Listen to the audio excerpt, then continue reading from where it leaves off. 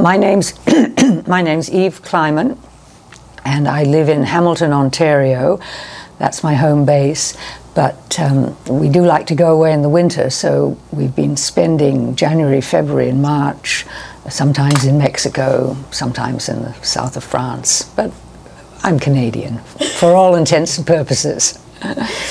What I would like to start with is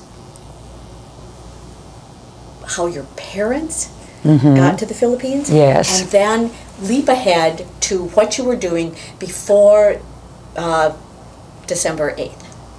In other words, where you were. That was Pearl Harbor. Right. Yeah, right. Okay, sure. But first start with your parents, because I think it's real. People are real interested in what were you doing. Yes, yeah, well, sure. That's always exactly my first question. Yes, yes. Okay. Okay. Well, my father was a New Zealander, and he worked for a shipping company in Shanghai called Mollers. I think they were a British company, though the Mollers were Danish originally, but they seemed to do all their business trading up and down the China coast. And they also had a lot of business relations with the Japanese. And my father went out there, he said, because you know, it was Depression time, mid to late 1930s. He wasn't sure that he would continue to have a job in New Zealand with the Union Steamship Company. He was a marine engineer.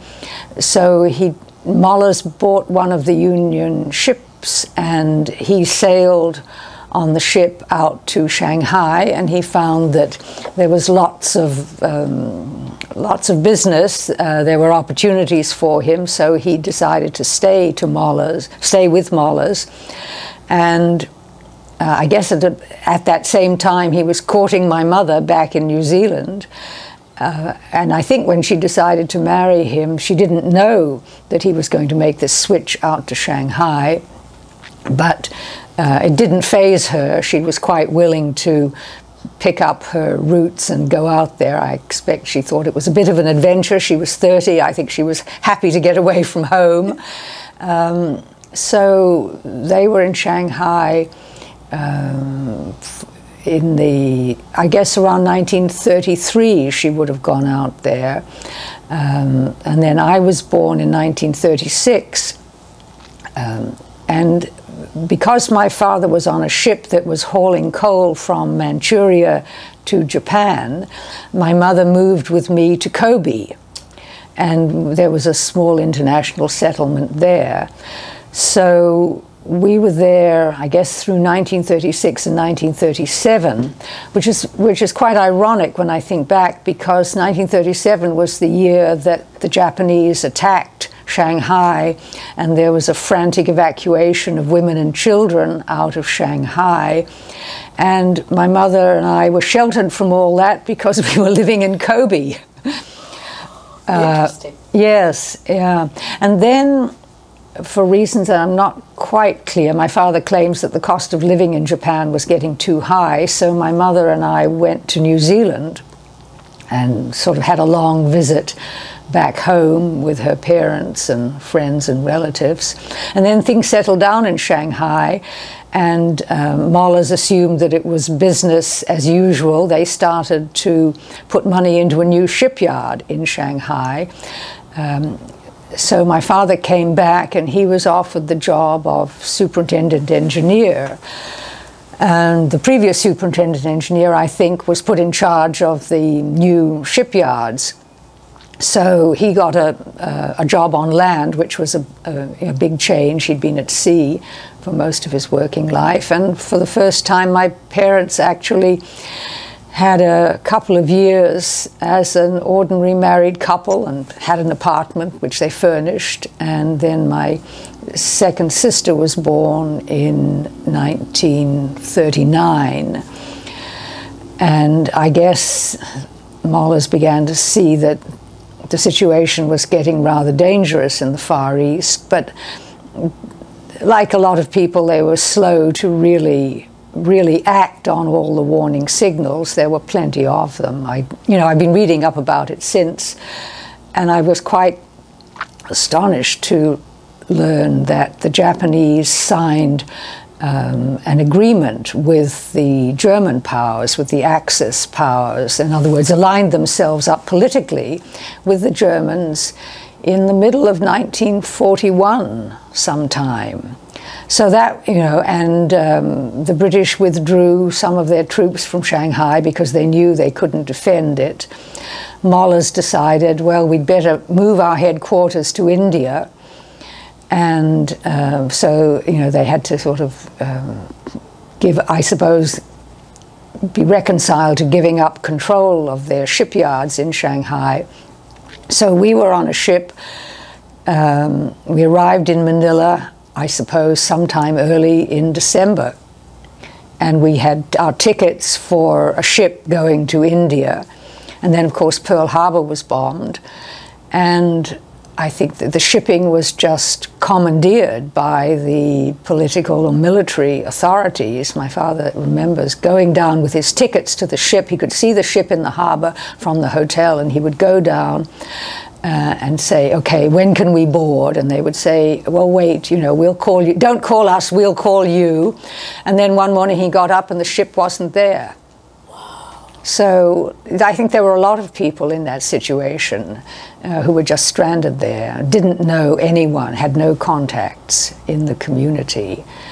And my mother was pregnant.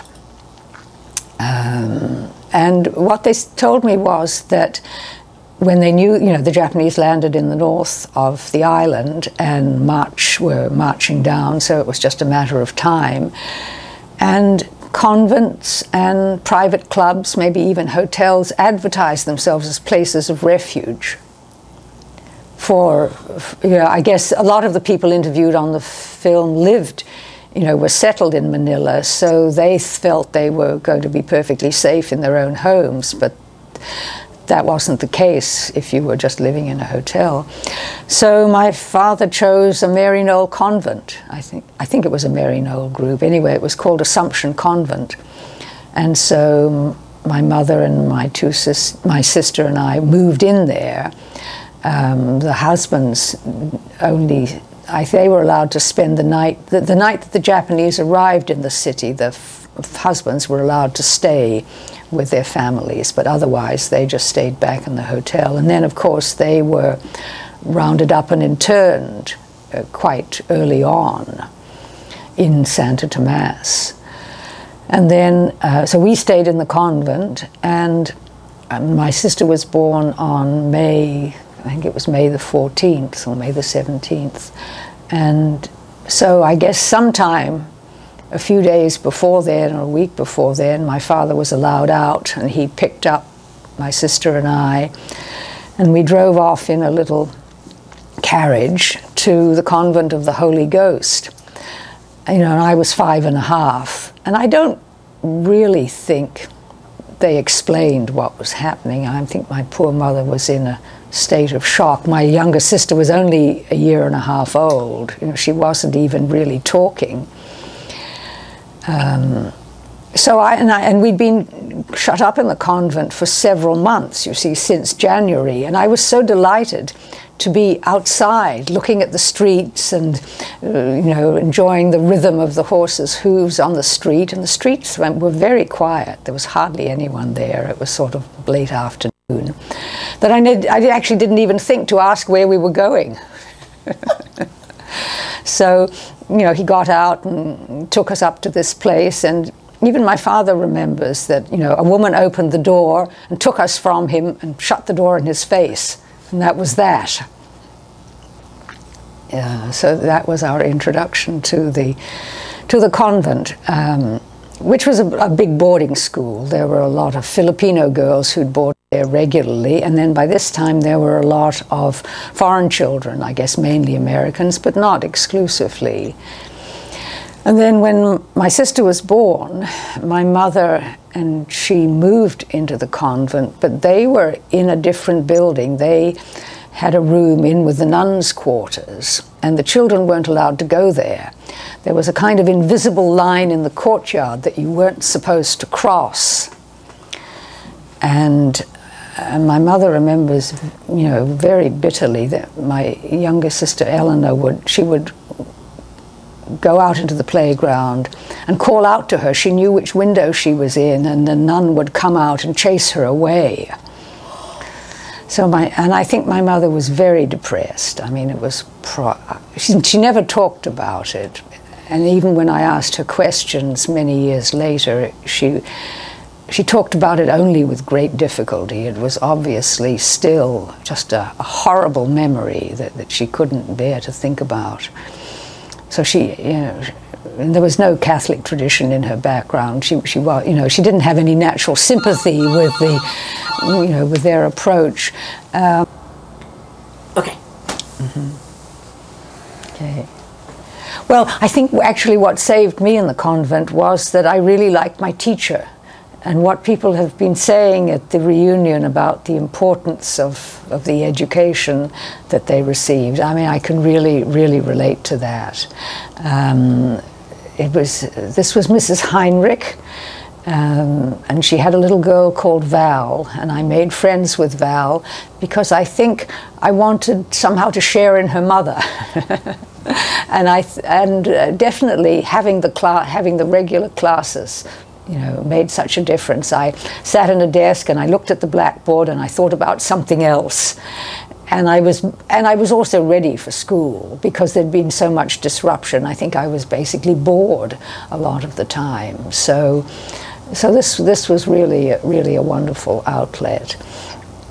And then to begin with, there were also a lot of the regular Filipino boarders, so it was quite confusing. I was one of the youngest, and really it was a very difficult introduction to school life. But anyway, eventually the Filipino girls went home, and I can remember when one of them got the news that she was able to go back home, she started to cry. Tears of joy just streamed down her face. I've never seen anyone crying for happiness like that.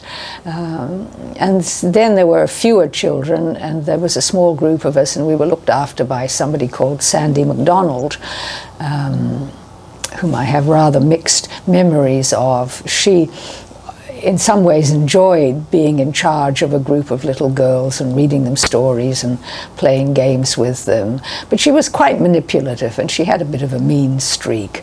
And so for me, I mean, she was no substitute at all. Though my mother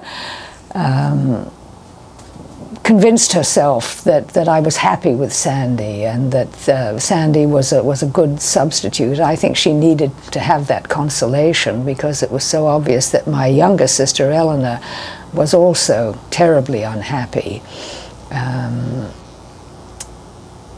So I have various recollections about the convent. I was interested that the historian in Lou's film talked about the flood, the terrible flood in, I think he said September 1943. In any case, I can remember that because I guess the playground at the convent was flooded, and there was a priest who used to come and visit the boys and play games with them.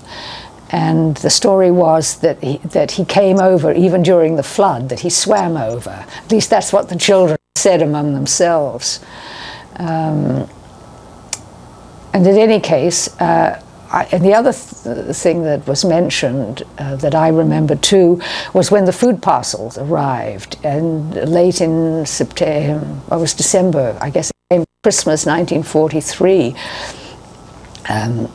because everybody in the convent, got a food parcel too, and there was a sense of jubilation and excitement just ran through the air. It was like electricity. Everybody was happy. There was a kind of singing in the air. And there were a number of women in there with children, and they brought in a photographer to photograph the people sitting there happily smiling, opening their food packets. So everybody was, dressed up in nice, clean, pressed clothes with their hair brushed, and somebody brought Nairi along, and we thought that we would see our mother because everybody was getting together, and I hadn't seen her for, it felt like a long time. So somebody brought Nairi along. She was just walking, she was 2, but my mother didn't come. and they said she wasn't well. She didn't feel well enough to come. So she must have felt really pretty terrible not to be able to get herself together for that. So the photographer was there, and so he took our photographs anyway. And there are, you know, there's Nairi, a sort of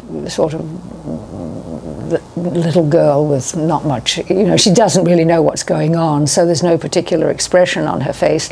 But Eleanor and I are standing there, and we look so dejected.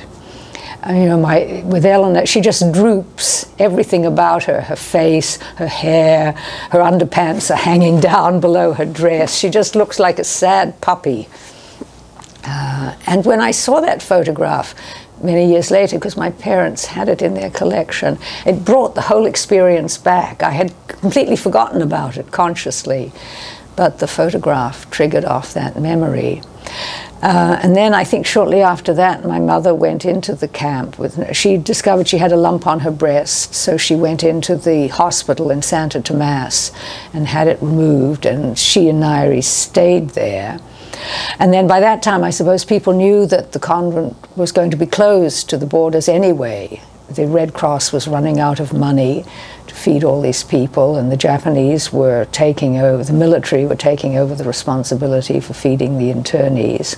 So early, sometime in 1944, we all moved back in. And to do that, we all got into a bus. And it was a funny old bus. There were no seats in it. It looked as if it had probably been used for transporting vegetables. There were bits of peelings and things all around the floor. And I wasn't tall enough to reach up to the bar to hang on to. But anyway, we were packed in tightly enough that it didn't really matter. And in fact, it wasn't a very long ride, because as it turns out, the convent was quite close to Santo Tomas, though it felt to me as if it was 1,000,000 miles away. But anyway, the older girl, as the bus started, all the older girls started to cry. It was like a wave of hysteria. They'd obviously been told that Santo Tomas was a terrible place, and it was as if they thought they were going to their deaths. So this wave of sobbing broke out through the bus. And I wasn't in the least bit sorry to leave the convent, but I couldn't help it. It was catching, you know, like yawning. So I sobbed along with them. And then when we got to the camp and I got out, and my father was there to meet me, and I came down the steps sort of red-eyed and snuffly, and he wasn't the least bit impressed. He didn't have any patience with the children who cried, but he remembered that was how I'd been when I got off the bus. So it's always struck me that was such an ironic moment, because in fact I loved Santo Tomas. You know, all the girls on the bus were sobbing their hearts out at the thought of going to Santo Tomas, and I sobbed along with them because it was catching. And then when I got to Santo Tomas, I discovered that it was a wonderful place and I loved it. But compared with the convent, it was heaven. So what was the arrangement for your family at Santo Tomas? Well, by that time, my mother and Nairi were in the annex.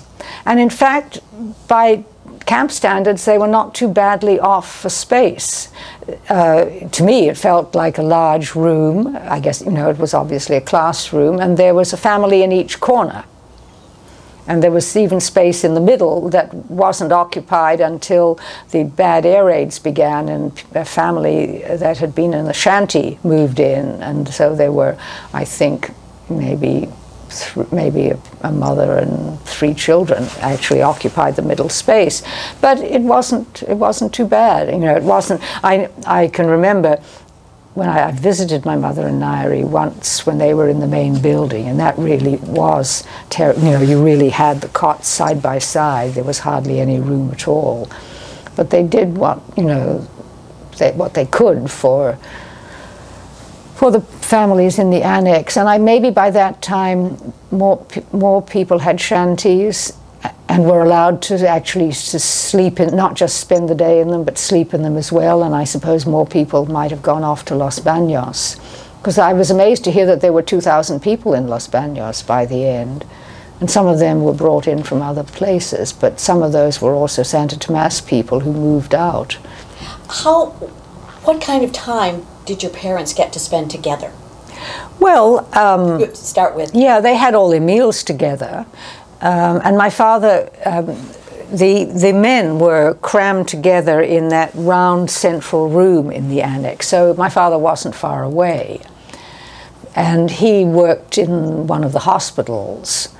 So he would have had his job. But then he just spent the rest of the time, you know, not far, you know, with us. I mean, he and I would line up for meals, and yeah, so we you know, it was like a normal family where the parents have some occupation, but you see them on a regular basis.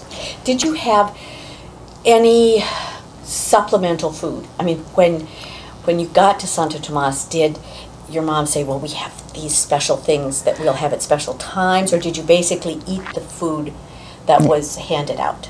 Well, we certainly ate the food that was handed out, but yes, they had obviously kept,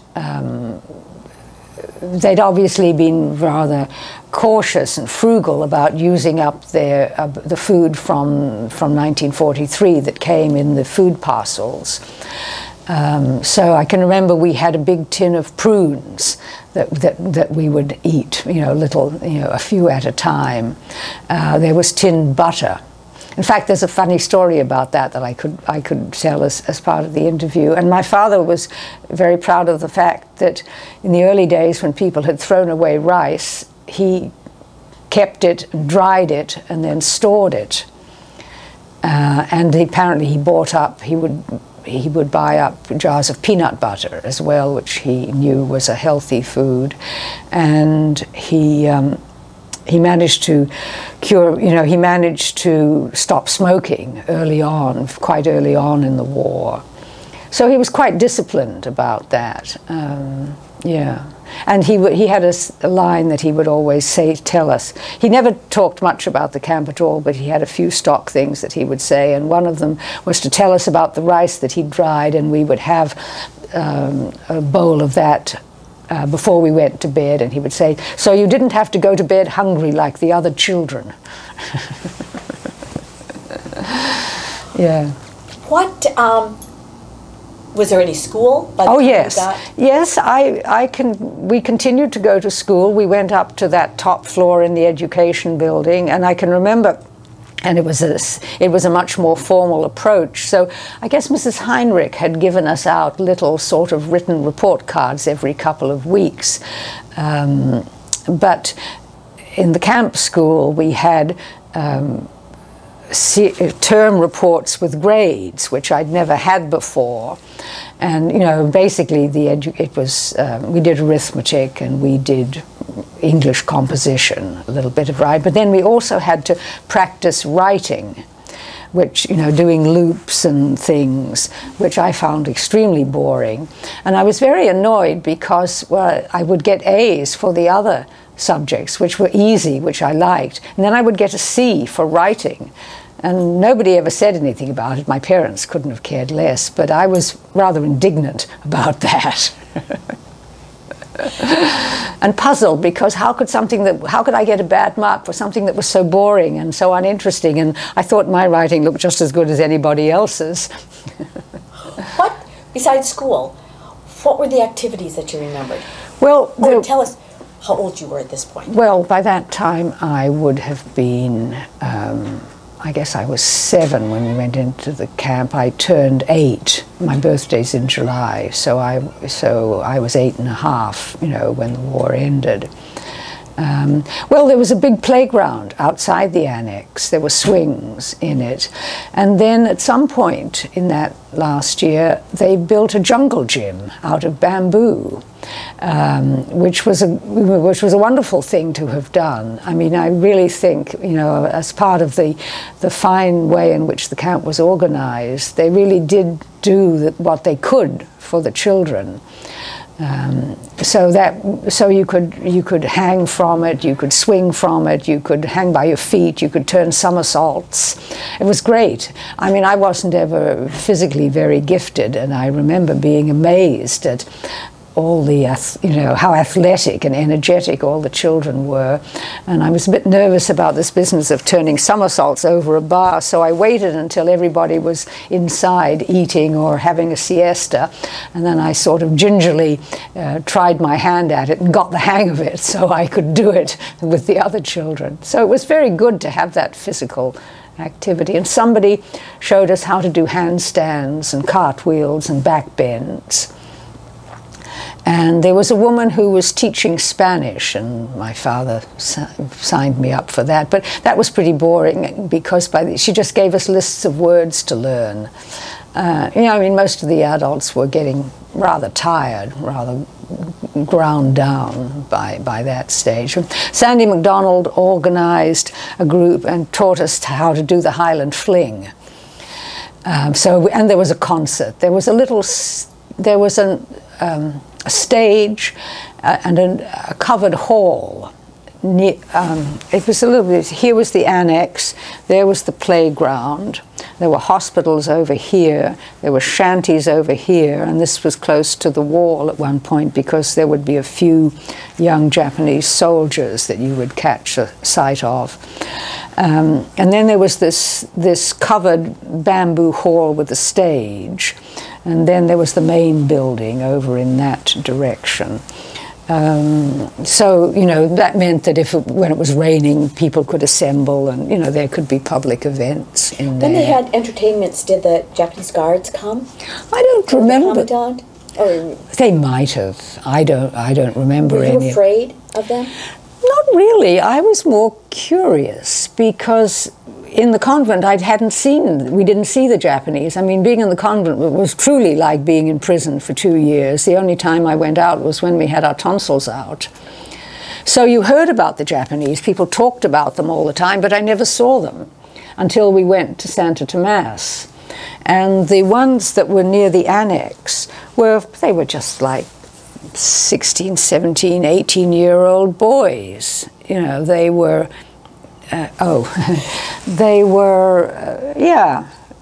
they just sort of stood there and looked benign. There was nothing frightening about them at all. I don't even know that they even wore their helmets. So I do remember that there was a special visit by a Japanese who was a member of the royal family, somebody very high placed. He was coming out to inspect the Japanese Empire overseas, and the commandant was very concerned that the camp should look at its best, and people were told not to hang their washing out. Everything was to be neat and tidy. So of course I think everyone was very cooperative.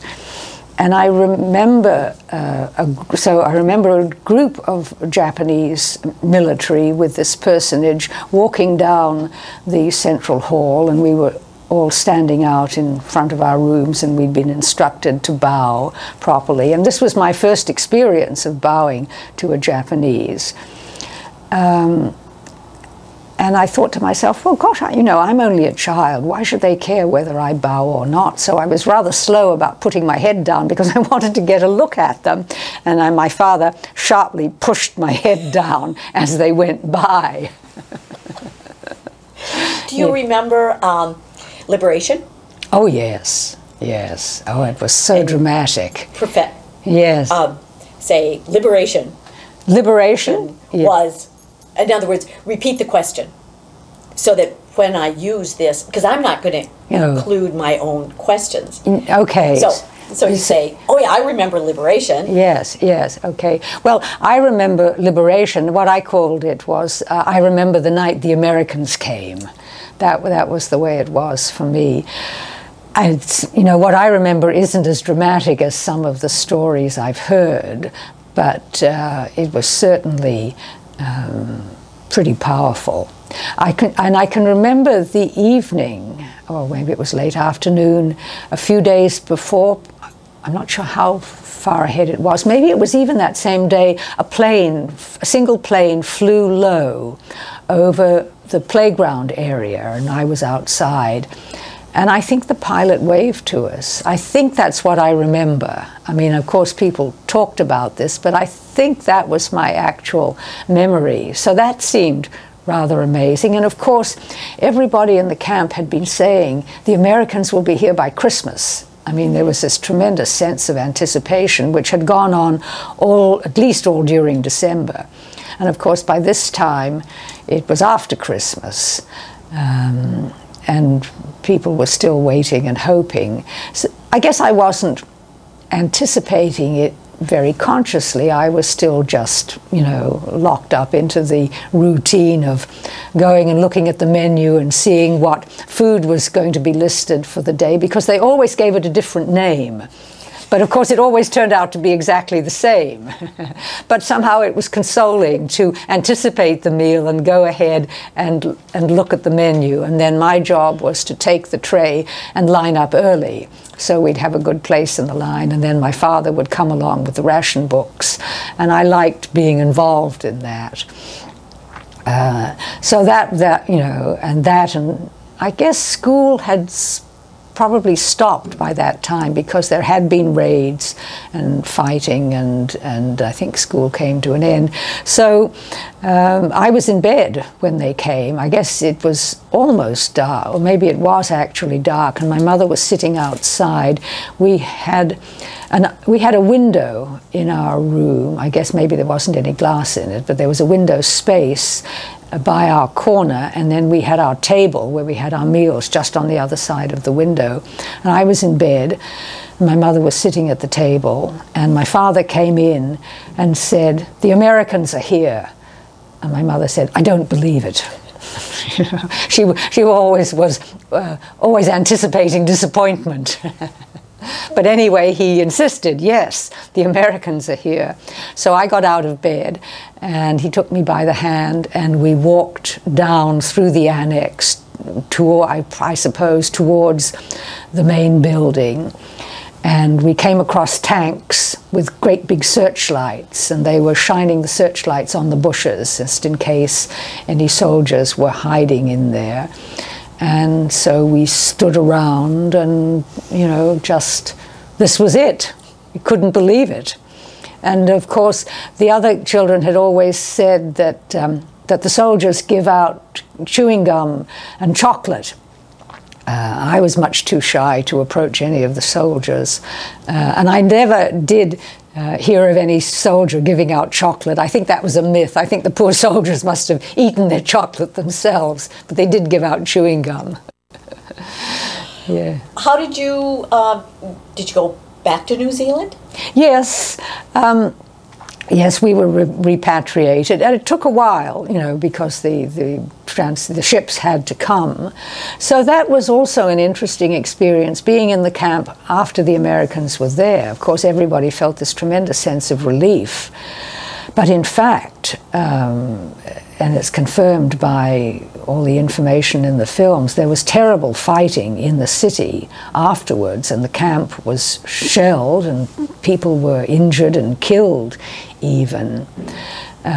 But somehow you felt, you know, I don't think anybody really felt really afraid, because the soldiers were there. At least as children, we didn't know that it was just, you know, a handful, relatively speaking, a handful of small soldiers with a sea of the enemy outside, who still had to be routed and subdued. But I do remember that the raids were really bad. To begin with, for safety, we would get under the bed and pile suitcases around us, and that was horrible. It was so hot, and the mosquitoes were buzzing around. I mean, it was sheer torture. So in the end, even though the raids were on, we just stayed in our beds. I can remember the tracer bullets in the sky. They were like fireworks. They were beautiful. And of course, every time a bomb went off, there would be a cheer, you know. So yeah, it was like taking part in this gigantic celebration. But one night the raids were so bad, there was a rumor that we were going to have to be evacuated. You know, the camp was always full of rumors, and I can't imagine where on earth you would have taken hundreds of thousands of people in trucks in the middle of, you know, a huge bombing raid. I mean, we just had to stay where we were. And then, you know, little by little, of course, people left. And there was a loudspeaker system set up in different parts of the camp. But I always found it very confusing because you would hear the sound echoing and repeated. You know, because, of course, there was a time lapse between what was said over the different loudspeakers, so it was always blurry. And they would read out the lists of names of people who were to report and whose transportation had come. And I was always worried that maybe I wouldn't hear our name. Maybe we'd miss out on the roll call. So that used to give me a bit of anxiety. And slowly, the population diminished. There were fewer and fewer people in the camp. Less activity, and it was really quite sad. I felt as if Santo Tomas was dying in front of my eyes. And I loved the place for all kinds of reasons, and it was the only community I'd ever known or could remember, and it was just disappearing, dwindling away. And I felt quite a sense of regret about that, even though, you know, everybody was excited about being sent home. But for me, it didn't mean anything. I'd been to New Zealand as a very young child. I had no recollection of it at all. We had one interesting foray out into the city. I guess once the Japanese had been cleared out of Manila, we were able to make a radio broadcast to friends and family in New Zealand.